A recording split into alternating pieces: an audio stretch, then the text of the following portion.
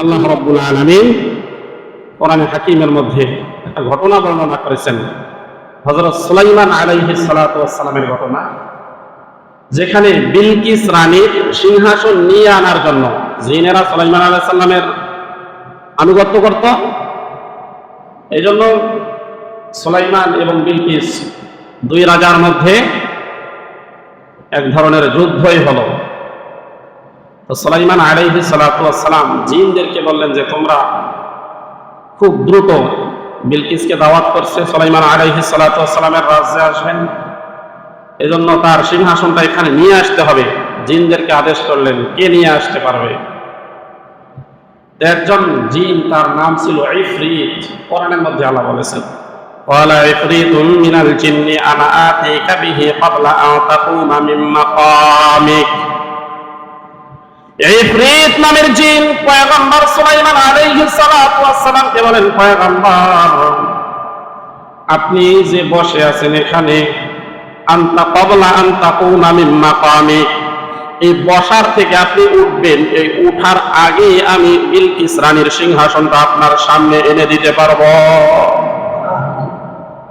ইফরিত নামের জিন বলল যে আপনি বসছেন এখানে, এই উঠবেন, এই উঠার আগে আমি ওই সিংহাসন আপনার সামনে নিয়ে আসবো। সুলাইমান আলাইহিস সালাতু ওয়াস সালাম বলে এটাও দেরি হয়ে যায়, এটাও কি হয়ে যায়, দেরি হয়ে যায়, আরো আগে আনতে হবে।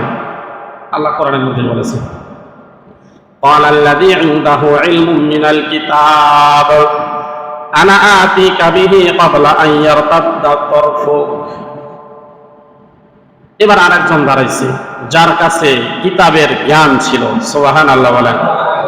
আল্লাহ বলেন قال الذي عنده علم من الكتاب, যার নিকটে কিতাবের জ্ঞান ছিল সে উঠে দাঁড়াইছে, দাঁড়িয়ে বলতেছে পয়গম্বর সুলাইমান আপনি যদি আদেশ করেন তাহলে আমি আপনার চোখের পলকে বিলকিস রানীর সিংহাসনটা আপনার সামনে এনে দিতে পারবো। দুইজন দুই রকমের কথা বলেছেন। ইফরিত বলেছিল আপনি বসবেন, বসা থেকে উঠার আগে এনে দিব, কিন্তু যার কাছে জ্ঞান ছিল, কিতাবের ইলম ছিল, সে বলেছে পয়গম্বর সুলাইমান আপনি চোখের পলক ফেলবেন, দেখবেন তার আগেই এসে হাজির। তাহলে ইলম ওয়ালা একটু মর্যাদা ভিন্ন, জ্ঞানীদের মর্যাদা কি একটু ভিন্ন, তাদের মর্যাদা একটু সবসময় বেশি।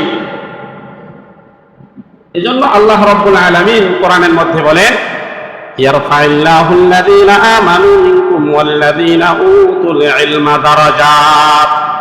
দুই ধরনের মানুষকে আল্লাহ রাব্বুল আলামিন মর্যাদা দিয়েছেন, মর্যাদাবান বানিয়েছেন, সম্মানিত বানিয়েছেন।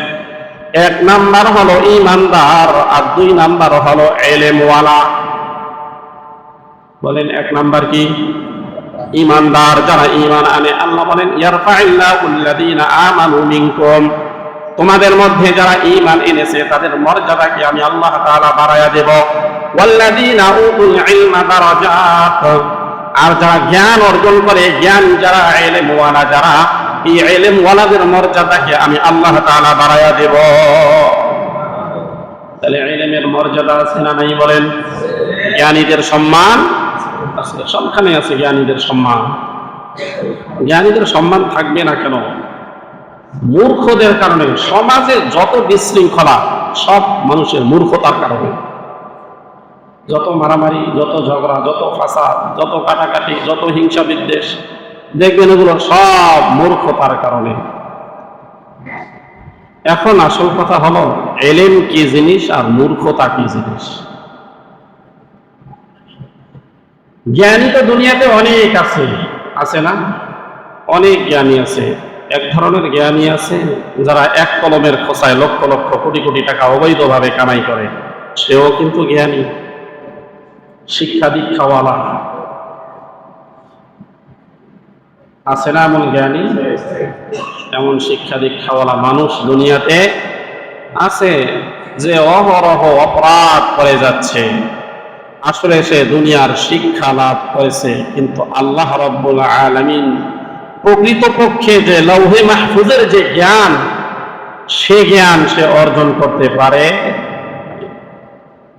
সে আসলে জ্ঞানী হতে পারে না। আল্লাহ তাদেরকে জ্ঞানী বলেননি, শিক্ষা তো আল্লাহ রাব্বুল আলামিন ওই শিক্ষা করতে বলেছেন। সর্বপ্রথম যে ওহী রাসূল আকরাম সাল্লাল্লাহু আলাইহি ওয়াসাল্লামের উপরে নাজিল হয়েছিল, সে ওহীর মধ্যে কি বলা হয়েছিল? আল্লাহ বলেন, ইকরা বিসমি রাব্বিকাল্লাযী খালাক। ওগো নবী, আপনি পড়েন ওই প্রভুর নামে, আল্লাযী খালাক, যিনি আপনাকে যিনি সৃষ্টি করেছেন। সুবহানাল্লাহ বলেন। অর্থাৎ ওই প্রভুর নামে শিক্ষা লাভ করা, ওই প্রভুর পরিচয় লাভ করা, যে প্রভু আপনাকে আমাকে সৃষ্টি করেছেন। তার মানে আল্লাহ রাব্বুল আলামিন যে জ্ঞান লাভ করতে বলেছেন সেটাই অর্জন করতে হবে। এর বাহিরে যতটুকু দরকার আমাদের দুনিয়াতে ততটুকু অর্জন করতে হবে, এর বাহিরে নয়।